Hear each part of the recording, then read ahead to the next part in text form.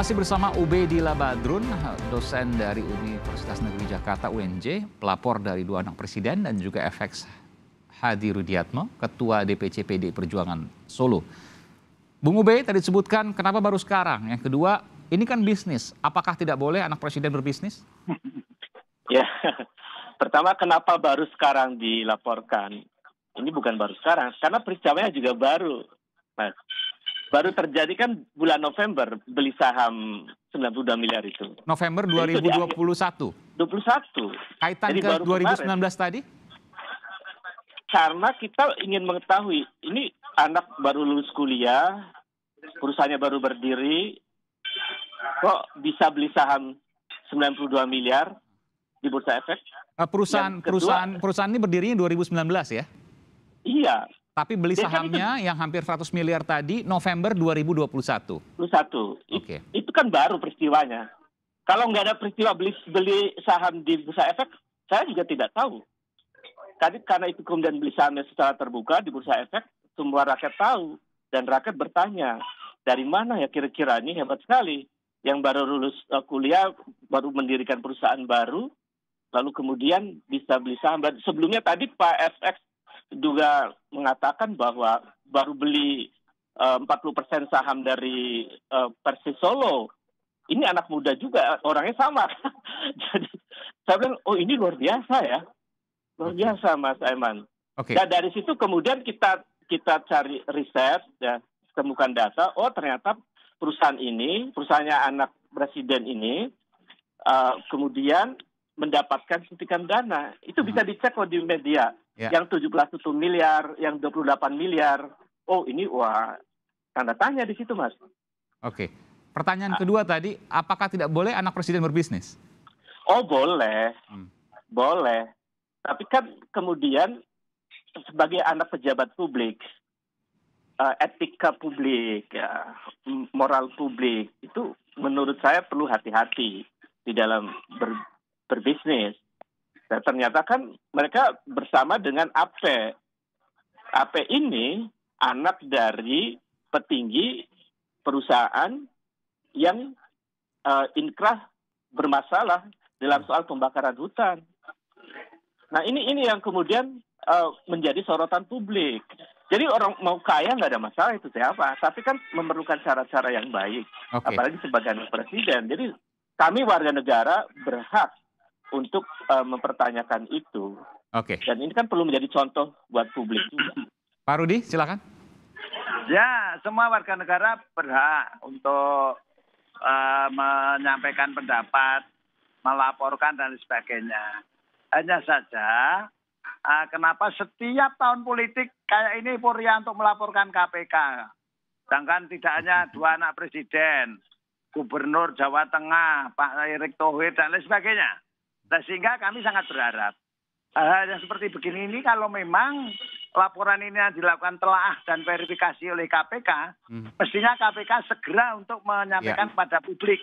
Anda mendukung KPK untuk menuntaskan ini Pak Rudi ya? Oh ya mendukung, harus disampaikan karena kedua anak ini, anak presiden ini generasi milenial yang menurut saya harapan bangsa. Nah, sehingga kalau pembunuhan karakter dimulai sejak sekarang nggak akan bisa berkiprah lagi di sana. Pembunuhan karakter. Tidak pembunuhan karakter, gimana Bung Ube? Silakan. Karena ini kan proses hukum.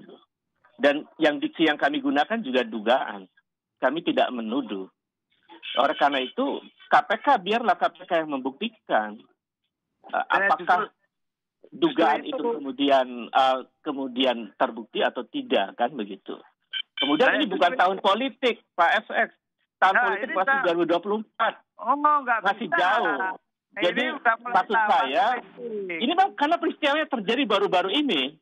Pembelian saham 92 miliar itu. Boleh. Itu kan dari situ. Yang penting ada pembuktian. Ada pembuktian. Jadi kalau hanya duga-menduga, ini nanti kita itu bangsa kita nggak akan bisa maju. Diduga setiap anak pejabat tidak boleh berbisnis, punya uang banyak, disoroti. Bukan tidak boleh berbisnis. Nah, ini kan sesuatu hal yang menjadikan negara jadi konyol nanti. Jadi makanya menjadi pejabat, menjadi anak pejabat itu, berbisnis itu hati-hati. Karena disorot oleh publik. Saya kira itu kan makanya karena Pak FX setuju, ya sudah kita lihat apa yang kemudian terjadi dalam proses hukum ini.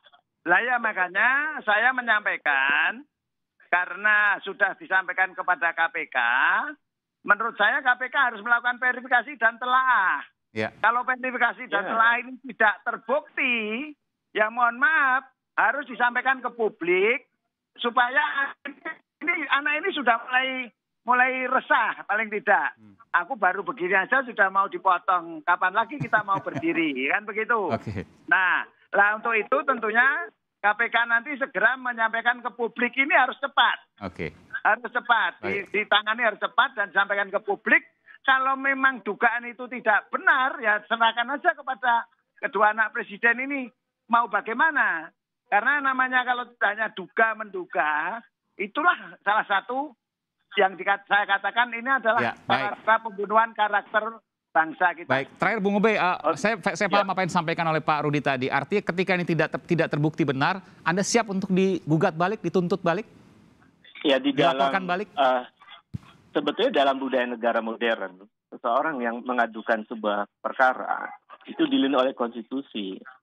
Jadi dilindungi oleh hukum dan berhak. Kalau kemudian setiap orang yang melaporkan itu diancam dengan laporan-laporan yang lain, saya kira itu budaya yang tidak sehat di dalam penegakan hukum.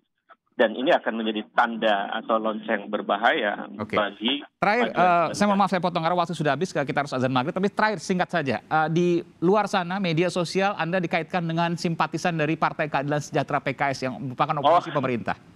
Tidak ada hubungannya Mas Evan. Tidak ada hubungannya. Saya mau konfirmasi soal itu. ASN mengatakan dilarang berpartai. Kalau saya berpartai, sudah dipecat dari lama. Jadi Anda menyatakan bahwa Anda bukan simpatisan PKS sekalipun. Iya. Saya apalagi memiliki nomor kartu anggota. Mas, saya ngajar kader-kader PDIP juga. Ngajar kader-kader PDIP. Siapa yang Anda pernah ajari? Mungkin Anda bisa sebutkan. Kenapa? Siapa yang pernah Anda berikan kuliah umum mungkin atau kuliah dan lain sebagainya di kader PDI Perjuangan? Anda mau menyebutkan? Bisa tanya ke Bang Rano Karno. Apakah saya pernah mengajar beliau sangat intensif selama mungkin 2-3 tahun. Baik. Bisa tanyakan ke Jadi Rano Anda mau menyebutkan bahwa Anda sama sekali tidak terkait partai apapun, Anda independen, Anda hanya dosen? Iya, kalau saya datang ke PDIP itu karena keilmuan, bukan karena saya kader PDIP. Baik. Berarti kalau saya begitu, saya kader PDIP dong. Saya nggak boleh ASN, Mas. Iya. Jadi itu tuduhan yang sangat keliru. Tuduhan yang sangat keliru, karena Anda ASN tidak boleh berpartai, itu yang Anda sampaikan. Baik, nanti kita akan tunggu bagaimana proses di KPK dan apresiasi terhadap Pak Rudi yang memberikan kesempatan, yang memberikan dukungan pada KPK untuk bekerja. Nanti kita akan tunggu bagaimana kemudian KPK bekerja terkait hal ini. Terima kasih Pak FX Hadi Rudiatmo, Ketua DPC PD Perjuangan Solo. Pak Rudi, terima kasih. Sehat selalu, dan juga Bung Ube, sehat selalu. Terima kasih atas informasinya.